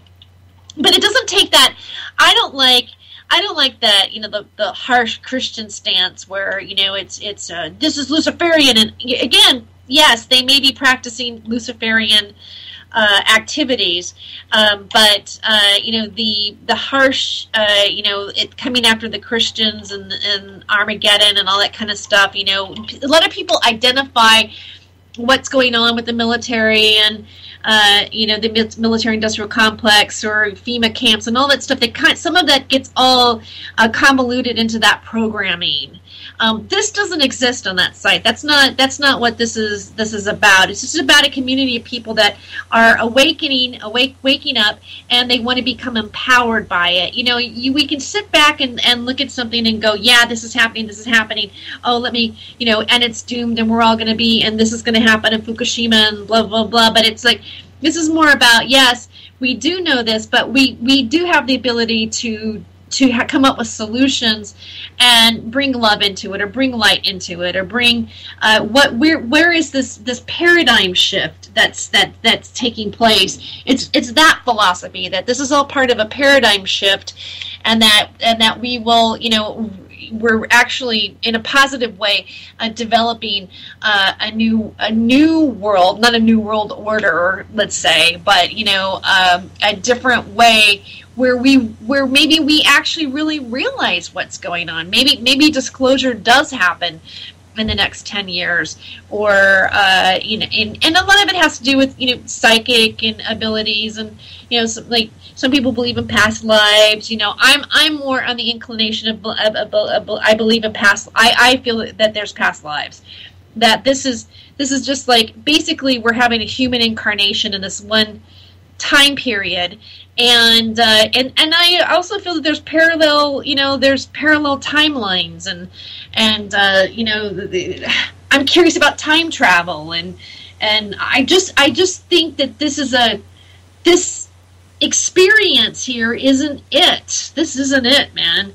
There's other things, that there's other planets, there's other systems and way of living, and this just happens to be one of them. And that might sound weird to some people, but that's what I feel intuitively. That's when I put it all together, that's what I'm coming up with right now. Maybe that'll change for me in the future when new information comes in. Right. I mean, I've gone over this kind of stuff a lot in my own studies and in my own mind over the years, and I've got to say that, just to give you an insight into where I'm at, I believe that time is essentially an illusion, that the time travel is kind of a pointless even thought, because all that has happened and all that is happening and all that was happening is all the same. It is actually just sort of a harmonic that separates us from what has happened and what will happen as it is. And there is an evolution to this as well. I mean, I could get into that, but we don't have the time for that tonight, believe me. But and this is one of those subjects, though, that I'm telling you. Usually, I would think it evokes some very interesting reaction, and I can say this, though, is that as we do develop as people, we do begin to learn and to perceive things differently, and our perceptions are limited. If you only take into account, your visual and your audio and your olfactory senses and things like this, these are limitations. These are physical limitations, and just by closing your eyes and imagining something, you can see that there is something else to it outside of the physical, because it doesn't require anything to do that.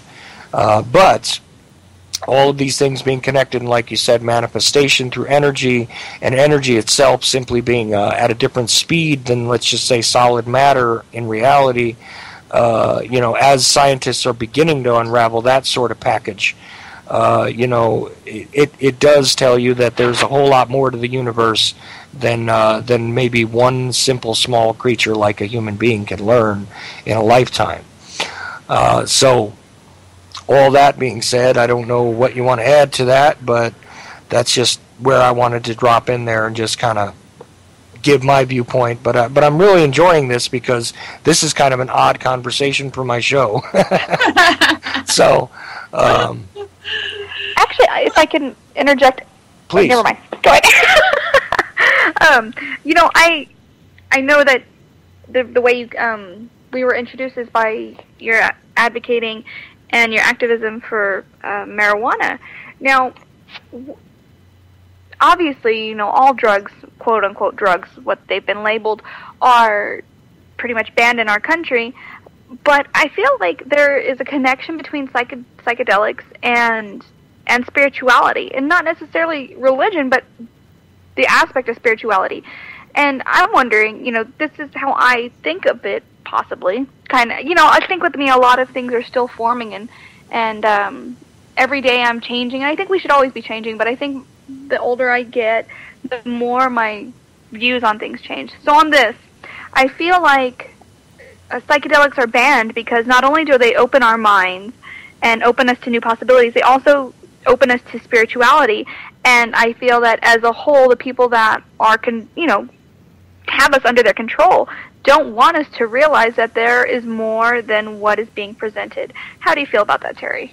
I do feel that that's true. And I've been feeling that way for quite a while.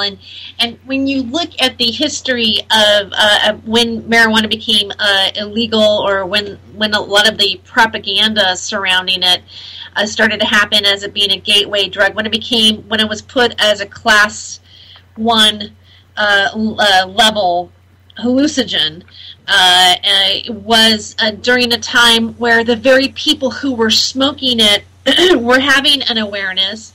They were rebelling against the government.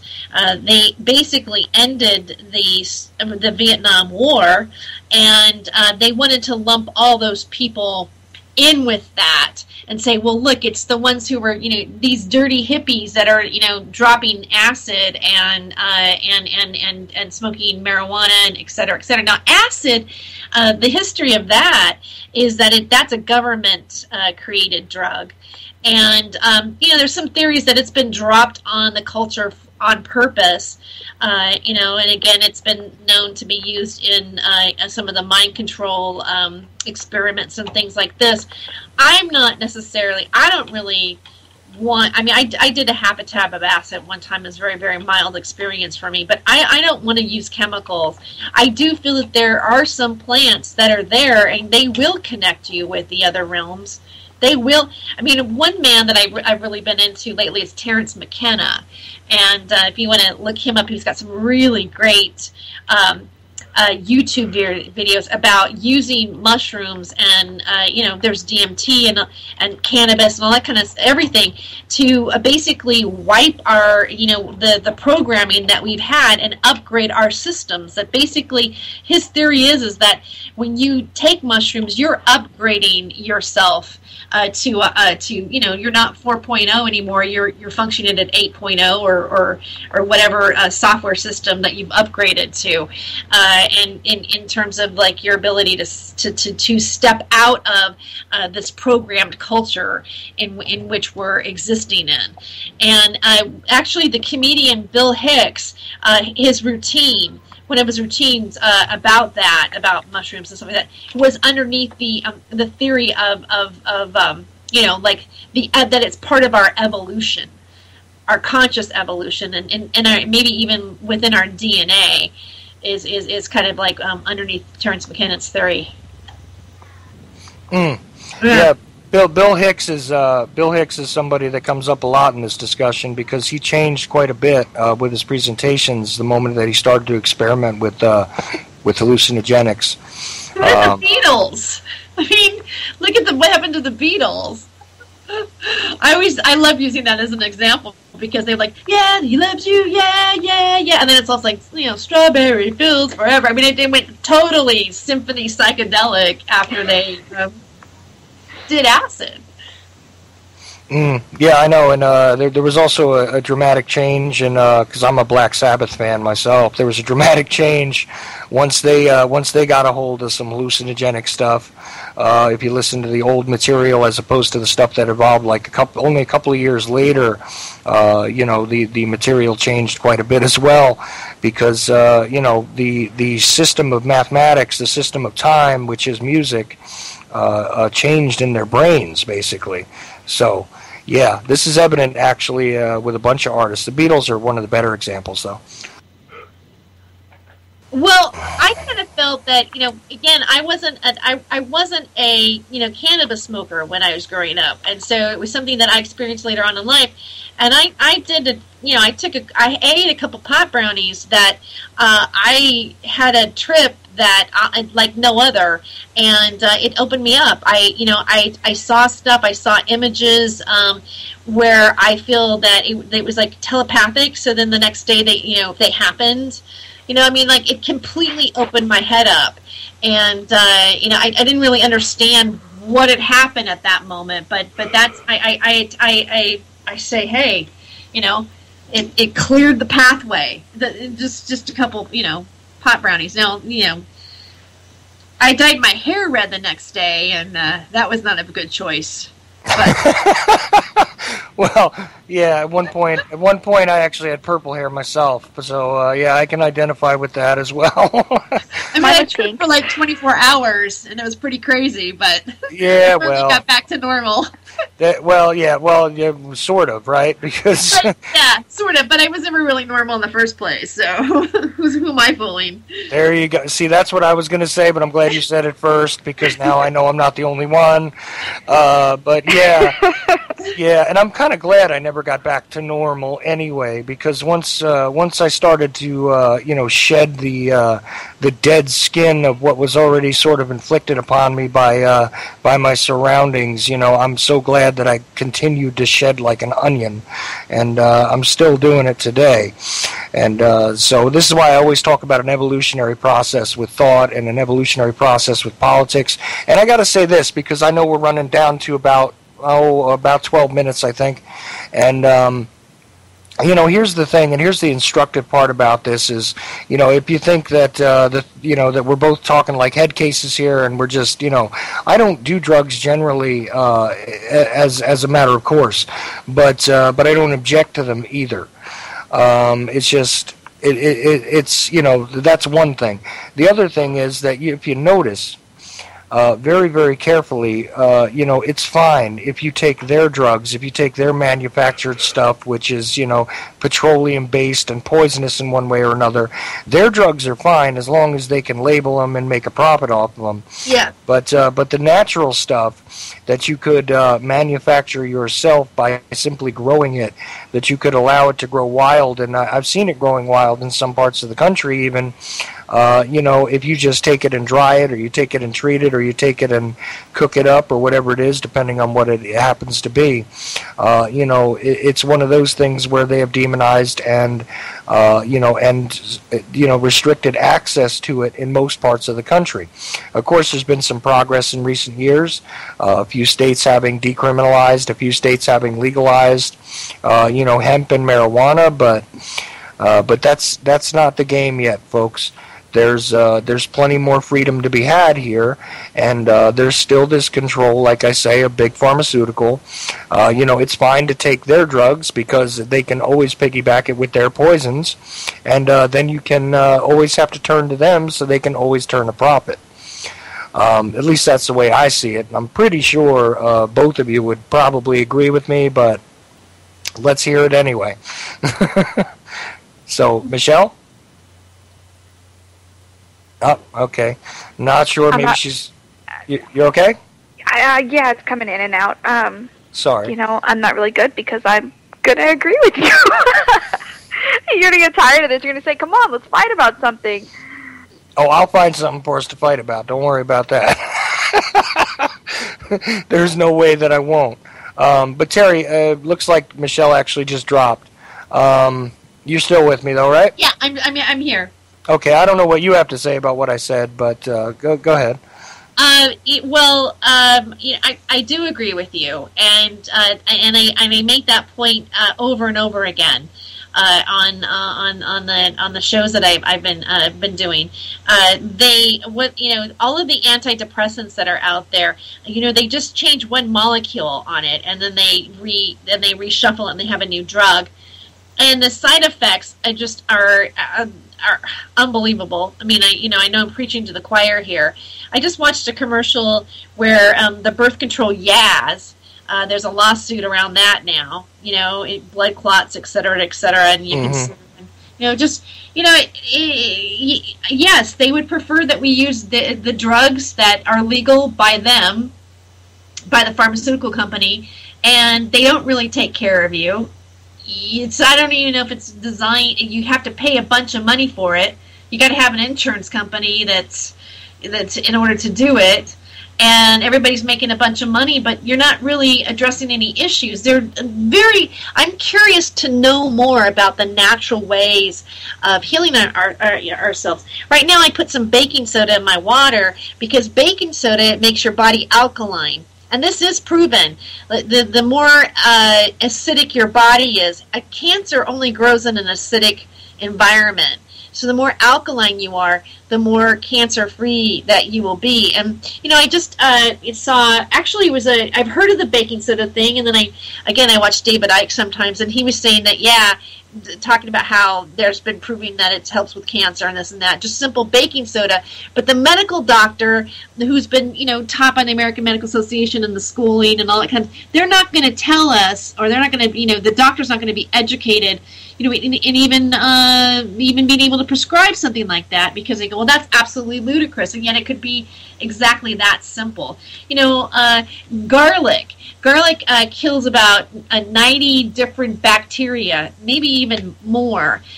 So if you've got any type of, mouth infections or any type of to eat it once in a while is really good. Natural antibiotic, coconut oil. Coconut oil is another one.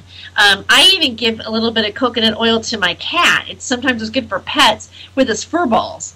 And also it's good for him for his gums and teeth to have a little bit of coconut oil. Turmeric is another one. In India they drink turmeric water. Women drink it to help prevent breast cancer. A lot of things that we don't realize that are out there. Yeah, this is the thing. Another host on this network is very fond of saying that there is no disease and nothing that could go wrong with your body, essentially, that can't be cured by something else in nature. Using the example, that's actually Jimmy. He does Boiler Room Radio on Monday, Wednesday, and Friday. But he often says that, if you look at poison ivy, there is a plant, only a few feet from it that will help to cure it. If you end up with poison ivy, even, and it is right that I think that if we had access to the knowledge, and it is becoming a little more accessible now, but for a very long time, I think there was a lot of natural remedies that have sort of gotten lost. But on purpose, because after all, if we had it in our backyard, or were able to go and buy it at the farmer's market, we wouldn't have to make all these fortunes for these large pharmaceutical companies, and that's part of the point here. And I think that's a serious issue that I really don't even know how to grapple with, to be honest with you, except to try and educate people piece by piece and try and learn for myself a little bit about all this stuff. Well, getting back to the witches, that's their knowledge. They knew this, or the shamans or the healers. They knew about these plants, and maybe that's part of the reason of demonizing what they were doing. That's a very valid point.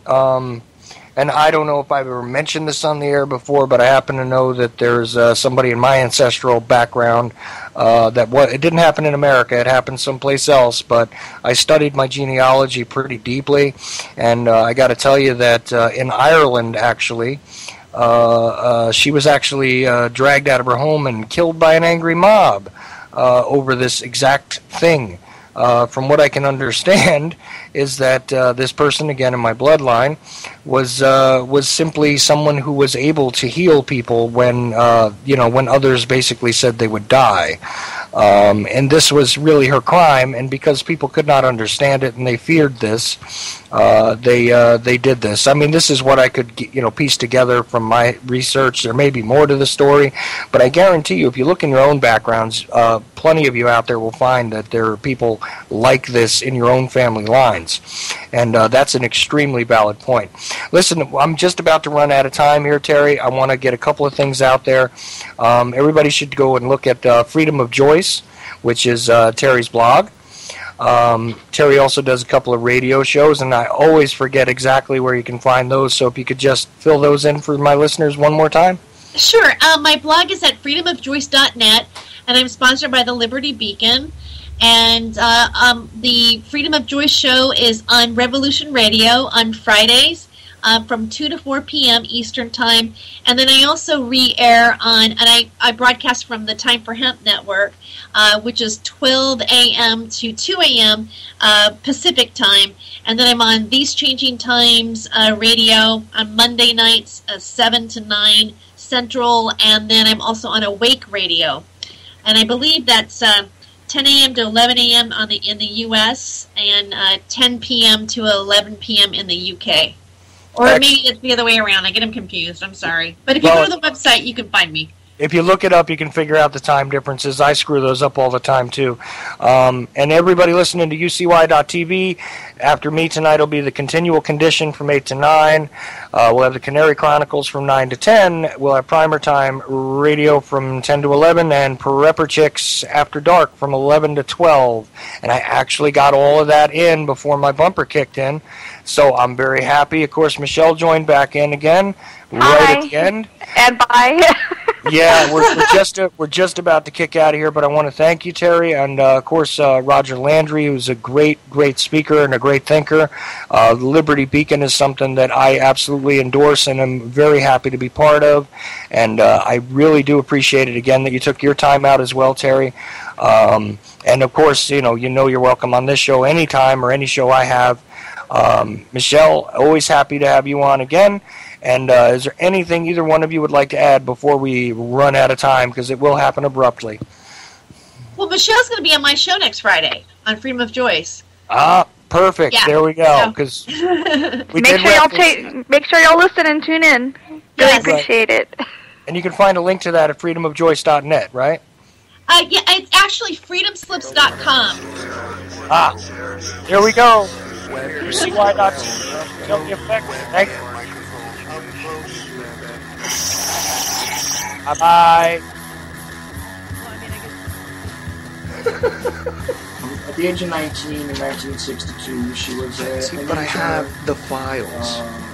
I read this stuff at the National Archives, and I read these other things. I said to myself, how can that be possible? The brain, crystals and fondle slab of choice. I don't know what computers doesn't really matter. Internet, professional wrestlers, and not Jesse Ventura style. It doesn't matter where the cartoon comes from as long as it's real. It doesn't. It's hard to get real in these things because seriously, they don't want you to have